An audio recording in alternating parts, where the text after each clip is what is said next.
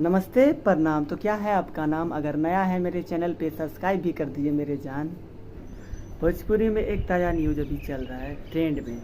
जी हाँ दोस्तों, वही भोजपुरी इंडस्ट्री जो विवादों में फंसे रहते हैं।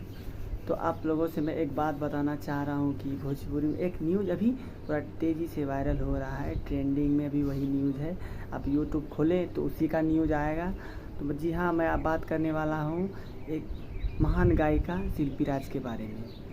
अगर आप लोगों ने नहीं सुना है तो मैं आप लोगों को बता रहा हूँ कि शिल्पी राज का एक वीडियो अभी पूरा तेज़ी से वायरल चल रहा है यूट्यूब पर। अभी कहीं भी यूट्यूब खोलें तो सिर्फ शिल्पी राज के ही बारे में आपको दिखाई देगा। आप लोगों को मैं बताऊंगा कि वो वीडियो आप लोगों को कहाँ से मिलेगा, कैसे लिंक मिलेगा, वो मैं आप लोगों को बताऊंगा। तो इस वीडियो में पूरा बने रहें और पूरा वीडियो देखें। तो मैं आप लोगों से बताना चाहता हूँ कि वो वीडियो शिल्पी राज का है या फेक है।